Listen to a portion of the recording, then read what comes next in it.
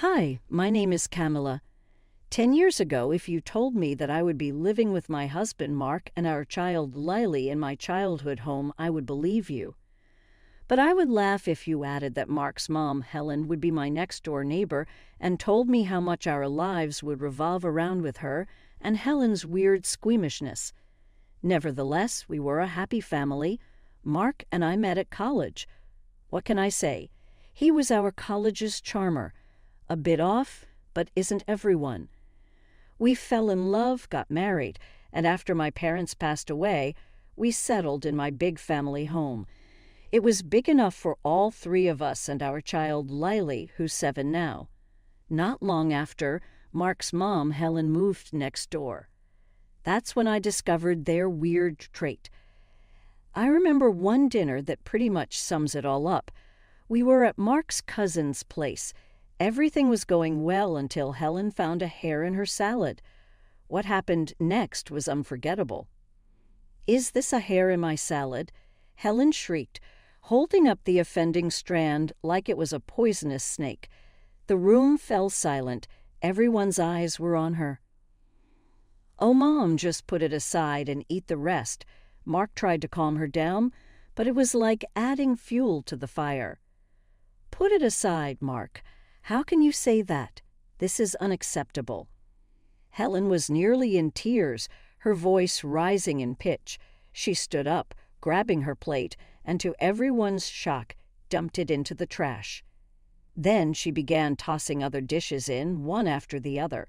Mark looked at me, his face a mixture of embarrassment and helplessness. I could only watch in horror as the dinner turned into a disaster. At home, things weren't much different. "Camilla, did you wipe down the counters?" Mark would often ask, peering over my shoulder as I cleaned the kitchen. "Yes, Mark, like I do every day," I reply, trying to hide my frustration. His obsession with cleanliness was one thing, but Helen's influence made it worse. "I just don't understand how someone can be so squeamish about everything," I once asked Mark. "Didn't your mom have to deal with your messes as a kid?" Mark shrugged, avoiding my gaze. "Dad handled most of that stuff. Mom couldn't stand it. That explained a lot, but it didn't make living with it any easier." I tried my best to keep things clean and avoid any incidents, but walking on eggshells became a daily routine. Lily, bless her heart, tried to stay out of her grandma's way. She once whispered to me, "Mommy, why is Grandma always so mad about little things?" I hugged her tight, not really having an answer. Some people just see the world differently, sweetheart. Life with Mark and his mom, Helen, next door was like living on a strange, squeamish island. It wasn't just about keeping the house clean. It was about adhering to their peculiar standards of cleanliness and avoiding anything that might set them off. I remember one Saturday morning, I was in the kitchen trying to whip up some pancakes for Lily, and Mark was hovering around like a hawk. "Are you sure you washed your hands?" he asked for what seemed like the 10th time. "Yes, Mark, I did," I replied, flipping a pancake. "And yes, the spatula is clean, and yes, the pan was washed last night." He nodded, but I could tell he wasn't fully convinced. His eyes darted around the kitchen, looking for any sign of contamination. Lily, sitting at the table, crayons scattered around her, looked up. "Daddy, can you help me color this?" she asked, holding up a coloring book. Mark hesitated, then said, "Maybe later, honey." Daddy has to make sure everything here is okay first. I felt a pang in my heart. Lily just wanted some time with her dad, but his obsessions always came first. It wasn't just inside the house either. Helen had her own set of rules. One day I decided to confront her about it. I went over to her house and found her in her immaculate living room, dusting an already spotless shelf. "Helen, can we talk?" I asked, trying to keep my tone neutral. She looked up, her eyes narrowing slightly. "What it's about this fear of germs and dirt? Don't you think it's a bit excessive?" I asked. Helen put down her duster. "Inside, Camilla, you wouldn't understand. It's not just a dislike, it's a real fear. You have to keep everything clean, or who knows what could happen. But isn't it a bit too much? I mean, avoiding family gatherings, freaking out over a hair in the food. I tried to reason with her. That's easy for you to say. You didn't grow up in a house where cleanliness was next to godliness, Helen snapped. Mark understands. He was raised right. I left her house feeling defeated. It was like talking to a brick wall. Back home, I found Mark disinfecting the doorknobs. Mark, we need to talk about this, I said, my frustration reaching a breaking point. About what? He asked, not looking up from his task. About how this obsession is affecting our family. Lily needs a normal life, not this constant fear of germs. Mark stopped and looked at me, his expression hard to read. This is for our safety, Camilla, for Lily's safety. I don't want her getting sick because we weren't careful enough. But at what cost? Mark, she's afraid to even hug her grandmother, I argued. He didn't have an answer to that. He just went back to his cleaning, leaving me standing there, feeling more alone than ever. I knew something had to change, but I didn't know how to make it happen. I just hoped that someday Mark and Helen would see that there was more to life than living in fear of a little dirt. As days turned into weeks, I watched Lily grow more and more reserved, especially around her grandma Helen. It wasn't just the usual shyness some kids have around their grandparents. This was fear, plain and simple. Fear of doing something wrong, something that would upset her grandma's rigid sense of order. One evening, while I was tucking Lily into bed, she looked up at me with her big, worried eyes. "Mommy, why doesn't Grandma like me?" she asked, her voice barely above a whisper. I was taken aback. "Lily, Grandma loves you. She has her own way of showing it," I said, trying to comfort her. "But she always looks so mad, and she never hugs me." Lily's voice trembled. I hugged her tightly. "I know, sweetie. Grandma has a hard time with messes and germs. It's not about you, I promise." Lily nodded, but I could tell she didn't fully understand. How could she?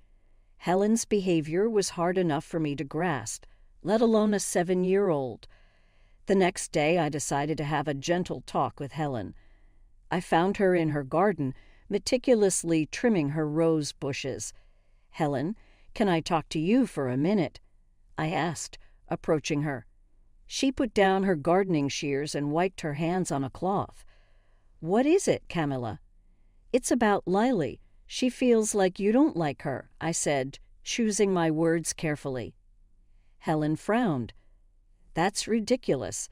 Of course I like her. She's my granddaughter." "I know, but you never show her any affection. You don't hug her, and she's picking up on that. It's making her feel unwanted," I explained. Helen looked genuinely surprised. I hadn't thought about that. It's just that children are so messy, and Helen, she's a child. She needs love and affection, not just rules and cleanliness, I said, hoping to get through to her. Helen sighed, looking down at her perfectly manicured lawn. "I'll try, Camilla. I'm not making any promises, but I'll try." It wasn't much, but it was a start. I thanked her and went back inside, feeling a small glimmer of hope. That evening, when Helen came over for dinner, I watched her make an effort. She was stiff and awkward, but she sat next to Lily and asked her about school. Lily was hesitant at first, but she eventually started talking about her day, her eyes lighting up as she described her art project. Mark noticed the change, too. After dinner, as we were cleaning up, he said, "Mom was different tonight, nicer." I nodded. I talked to her about Lily. I think she's trying. Mark looked at me, a hint of gratitude in his eyes. "Thanks, Camilla. That means a lot." It was a small victory, but a victory nonetheless. I just hoped it was the beginning of something better, not just a fleeting moment of normalcy. One day, everything changed. It was about my Aunt June's passing. She lived in a city a few hours away, and her funeral demanded my presence. This meant leaving Lily, my 7-year-old daughter, in the care of my husband, Mark, for a couple of days.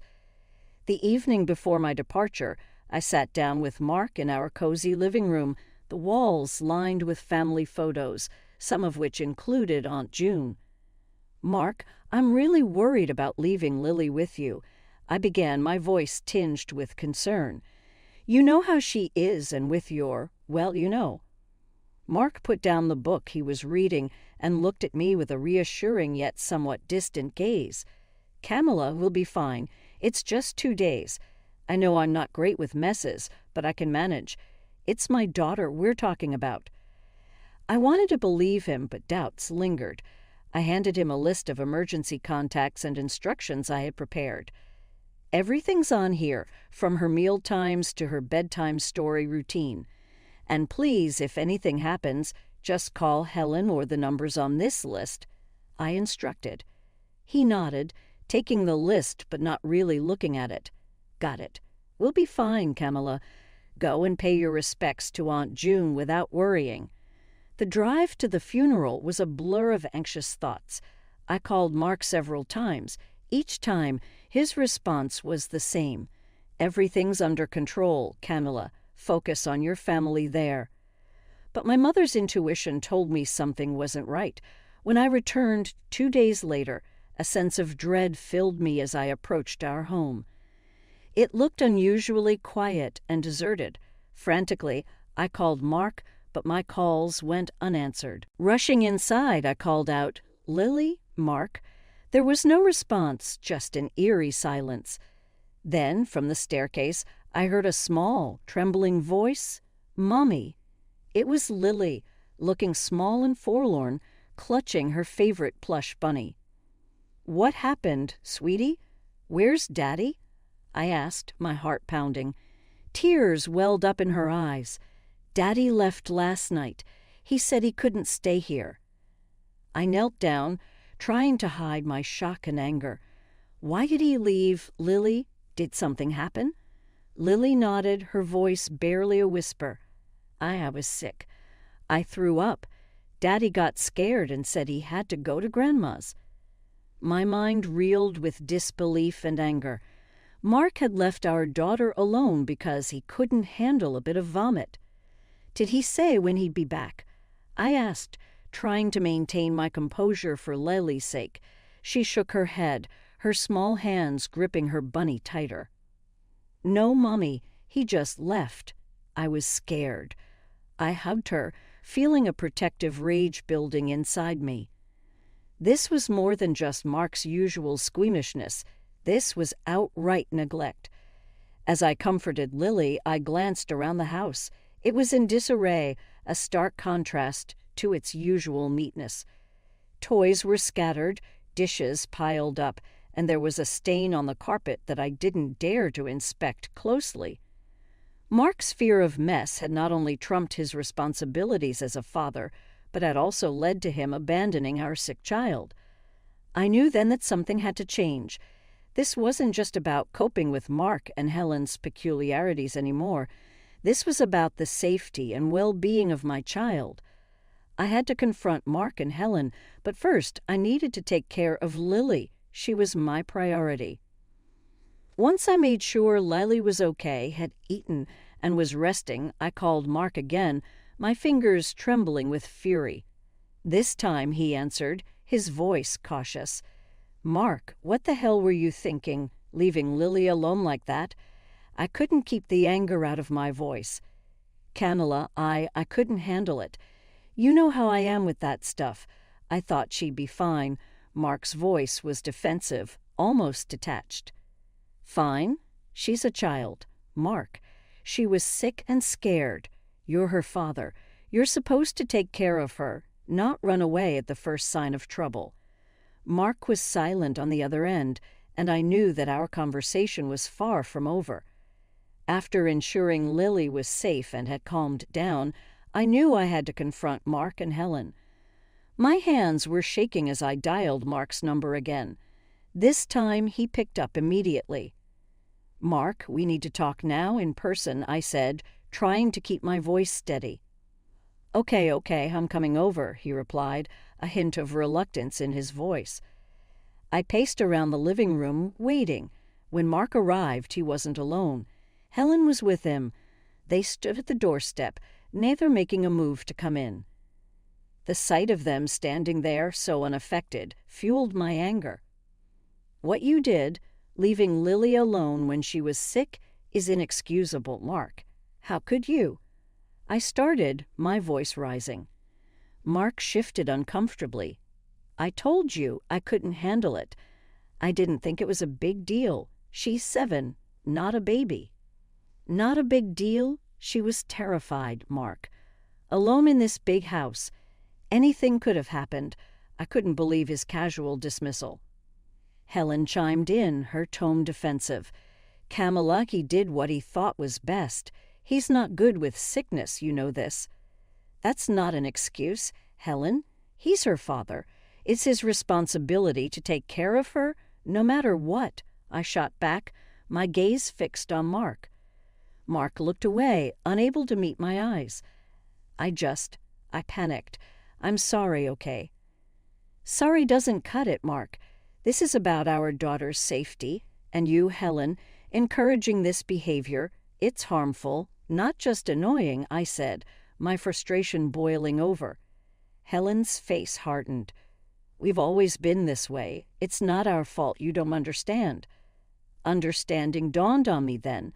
This wasn't just about cleanliness or a simple fear of germs.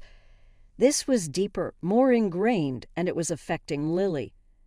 "I understand more than you think. What I don't understand is how you can justify neglecting a child," I said, my voice steady but firm. Mark finally spoke up. "Camilla, let's just calm down and talk about this." "Calm down, Mark? Your actions put our daughter in danger. I can't just calm down about that, and I can't let it happen again," I said, my decision clear in my mind. I looked at both of them standing there, still not fully grasping the gravity of the situation.